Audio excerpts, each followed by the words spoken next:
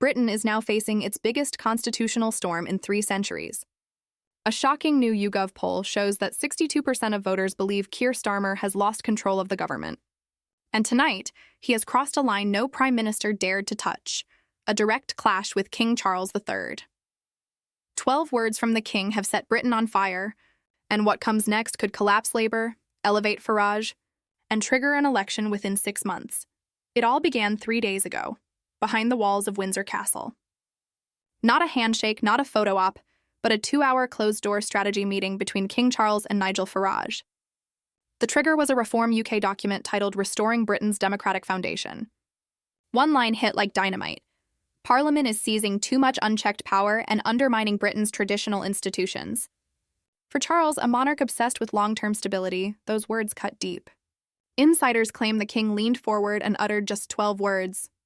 Perhaps it's time for fresh thinking in Westminster. The current path is unsustainable. Those words meant to remain secret are now threatening to bring down a prime minister. The leak spread like wildfire. The Times ran it, then BBC, then Sky News. And here's the twist. Reports suggest it wasn't Farage who exposed the king's comments. It came from inside Labour itself. Furious MPs, desperate to wound their own leader, allegedly tipped off journalists to humiliate Starmer. But the plan backfired beyond imagination. When Starmer learned of the leak, witnesses say he lost control. At an emergency cabinet meeting, he slammed his fist on the table and shouted, "If Charles wants politics, I'll show him how it's played. Parliament commands the monarchy, not the other way around." Gasps filled the room. No modern prime minister has ever spoken of the crown with such contempt. And then he went further. He sneered. 300 years of so-called tradition? Just old men in costumes? This is 2025, not 1725. Ministers were stunned. They knew instantly. This was political suicide. By nightfall, the quotes were out. Civil servants whispered, ministers texted journalists, and within hours, every outlet had the story. TikTok, Twitter, and Facebook erupted. Our Defend the Crown trended worldwide in just 6 hours. Viral edits showed Starmer dressed as Oliver Cromwell tearing up the Union Jack. Even Labour's own base recoiled. A video of Margaret Thompson, a retired teacher from Liverpool, went viral. She looked into the camera and said, "I voted Labour all my life. But attacking our king? That's not Labour. That's not Britain." And through it all, King Charles remained silent. Constitutional experts called it the smartest move of his reign. By refusing to engage, the monarchy looked dignified while Starmer looked unhinged. One Oxford professor put it bluntly, "The crown appears calm. Starmer appears reckless." Inside Labour HQ, panic turned to despair. A WhatsApp group called Damage Control ballooned to 40 MPs overnight. Should they defend him? Distance themselves? Replace him? Veteran MP Diane Abbott admitted, "In 4 decades, I've never seen a leader self-destruct like this." Cabinet cracks widened. Transport Secretary Louise Hay reportedly stormed out of Downing Street in tears. Chancellor Rachel Reeves remained silent, fueling rumors she was positioning herself as the heir. And Deputy PM Angela Rayner quietly worked the phones, presenting herself as the steady hand in waiting. Meanwhile, Farage struck with surgical precision. Standing before Union Jacks, he declared, "While others attack our king, Reform UK stands with the crown. While others forget what it means to be British, we remember." The optics were devastating. Reform UK's membership quadrupled in 3 days. Donations poured in from ex-Labour voters. Even the Conservatives smelled blood. Kemi Badenoch hit hard but careful. This isn't a disagreement. This is an attack on the foundations of our democracy. The damage was international. In Canada, Trudeau urged respect for monarchy. In Australia, Peter Dutton blasted Starmer as disgraceful.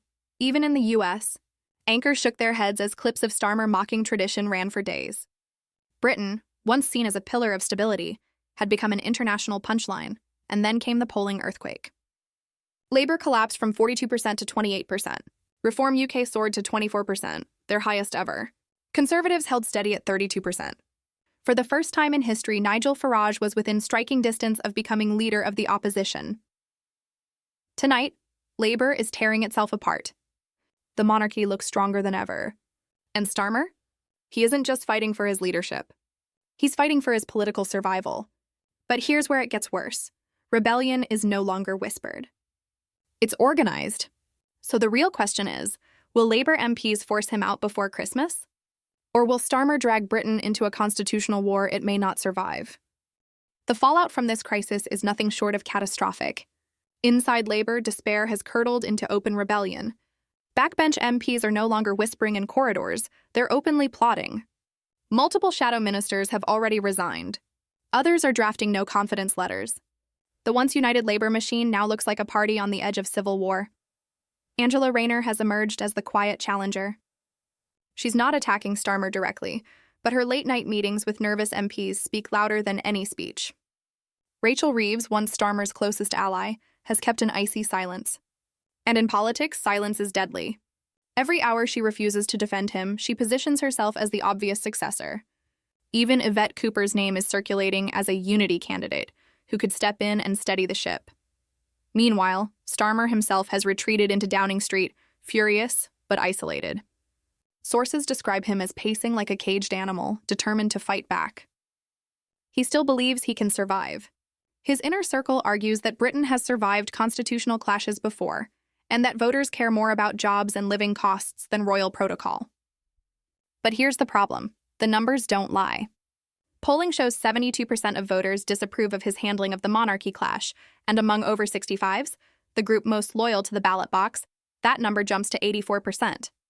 No leader can survive with those numbers, and while Labour burns, Nigel Farage is building. His party's membership is exploding.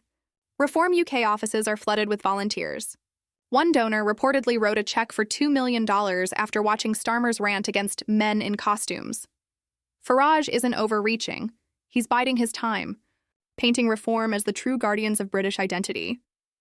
For a man long dismissed as a political outsider, this may be the moment he cements his place in history. The Conservatives, too, are suddenly reborn. After years of bitter infighting, they now look like the sensible grown-ups by comparison. Kemi Badenoch has managed to stand firm without appearing opportunistic. One senior Tory strategist privately admitted, "We couldn't have scripted this better if we tried." Their calculation is simple.